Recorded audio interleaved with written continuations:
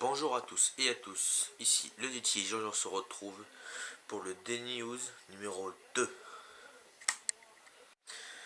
Et donc, si vous avez déjà utilisé la reconnaissance vocale de Google sur Android, vous savez que tout ce que peut faire vraiment Google Now, et notamment Google Now sur les Moto X de Motorola, quand on dit OK Google, Google Now s'active.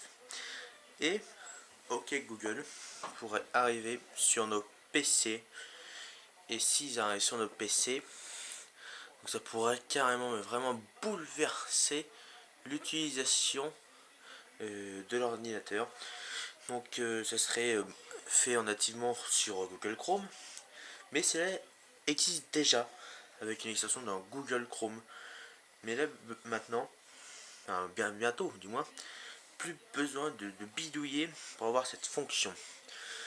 Donc on va parler d'une rumeur aussi. Donc une rumeur concernant Apple, bien évidemment. Mais celle-ci vient pas de n'importe où. C'est du Wall Street Journal. Et quand Wall Street Journal dit une rumeur, on peut faire que de la retourner. Car voilà, ils se trompent pas souvent lorsque c'est les rumeurs d'Apple. Car selon eux, Apple sortirait non pas un iPhone, mais deux iPhone 6 avec de grands écrans. Donc 4,5 et 5 pouces. Et en même temps, ils annoncent que Apple ne fera pas la vague écran incurvé. Les écrans resteront plats.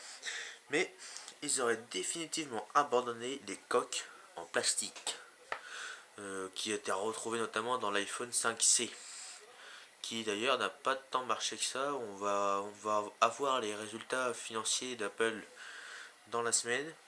On fera un point dans le D-News. Et aussi, le 24 janvier, le Mac a fêté ses 30 ans.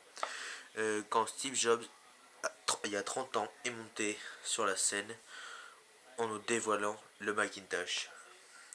Donc, et quand on voit aujourd'hui les ordinateurs où ils en sont, c'est les mêmes trucs graphiques, bon, plus beaux, mais c'est les mêmes. Il y a toujours avec une souris et un clavier. C'était le premier ordinateur qui se pilotait avec une souris.